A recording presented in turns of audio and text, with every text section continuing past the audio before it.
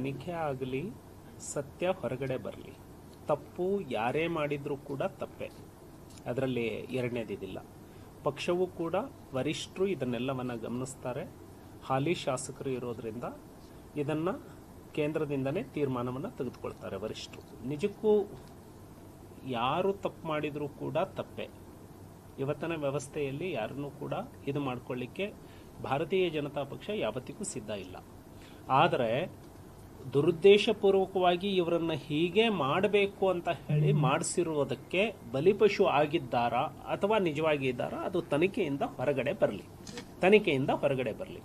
But ನಾವು ಸರ್ಕಾರದ ಮೇಲೆ ದೊಡ್ಡ ಭ್ರಷ್ಟಾಚಾರದ ಆರೋಪಗಳು ಇದ್ದಾಗ ಸ್ವತಃ ಮುಖ್ಯಮಂತ್ರಿಗಳೇ ತಮ್ಮ 14 ನಿವೇಶನವನ್ನು ವಾಪಸ್ ಕೊಟ್ಟಾಗ, ಸ್ವತಃ ಮುಖ್ಯಮಂತ್ರಿಗಳೇ ಸದನದಲ್ಲಿ 190 ಕೋಟಿ ಭ್ರಷ್ಟಾಚಾರ ಅಲ್ಲ 90 ಕೋಟಿ ಭ್ರಷ್ಟಾಚಾರ ಅಂತೇಳಿ ಅವರೇ ಒಪ್ಪಿಕೊಂಡಾಗ, ವಿಧಾನಸೌಧದ 3ನೇ ಮಹಡಿಯಿಂದ ಹಿಡಿದು ಗ್ರಾಮ ಪಂಚಾಯಿತಿಯಲ್ಲಿ ಇರುವಂತಹ ಸಂಪರ್ಕ ಕೇಂದ್ರದವರೆಗೆ ಭ್ರಷ್ಟಾಚಾರ ವ್ಯಾಪಕವಾಗಿ ಹರಡಿರುವಾಗ, ತಹಸೀಲ್ದಾರ್ ಕಚೇರಿಗಳು, ಪೊಲೀಸ್ ಠಾಣೆಗಳು ಇವರು ಕಾಂಗ್ರೆಸ್ ಏಜೆಂಟ್ನ ಅಡ್ಡಾಗಳು ಆಗಿರುವಾಗ, ಇಷ್ಟು ದೊಡ್ಡ ಭ್ರಷ್ಟಾಚಾರ ಇರುವಾಗ ತನ್ನನ್ನು ತಾನು ರಕ್ಷಣೆ ಮಾಡಬೇಕು ಅಂದ್ಕೊಳ್ಳೋದಕ್ಕಾಗಿ ಹುಡುಕಿ ಯಾರ ಹಿಂದೆ ಯಾರೂ ಇಲ್ಲವೋ,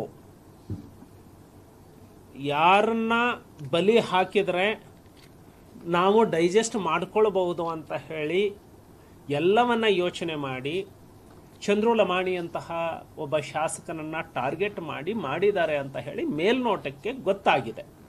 ಇದರ ಬಗ್ಗೆ ತನಿಖೆ ಆಗಲಿ, ತಪ್ಪಿತಸ್ಥರು ಇದ್ರೆ ಇದಾಗಲಿ, ಇದರ ಹಿಂದೆ ಷಡ್ಯಂತ್ರ ಮಾಡಿದವರು ಇದ್ರೆ ಅವ್ರ ಮೇಲೂ ಕ್ರಮ ಆಗಲಿ. ಭಾರತೀಯ ಜನತಾ ಪಕ್ಷ ಮಾತ್ರ ತಪ್ಪನ್ನು ಒಪ್ಕೊಳ್ಳೋದಿಲ್ಲ.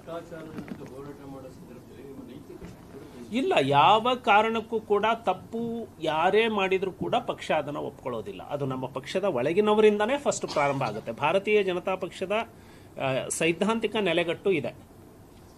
ನಮ್ಮ ತಪ್ಪುಗಳನ್ನು ಖಂಡಿಸುವಂಥದ್ದು ಒಳಗಿನವರಿಂದ ಮೊದಲು ಪ್ರಾರಂಭ ಆಗುತ್ತೆ. ಒಳಗಿನವರ ತಪ್ಪನ್ನು ಖಂಡಿಸ್ತಾ ಜೊತೆಗೆ ಪ್ರತಿಪಕ್ಷವಾಗಿ ಸರ್ಕಾರ ಮಾಡಿರುವ ತಪ್ಪನ್ನು ನಾವು ಗಟ್ಟಿಯಾಗಿ ಖಂಡಿಸ್ತೇವೆ. ಅದರಲ್ಲಿ ಎರಡು ಮಾತಿಲ್ಲ.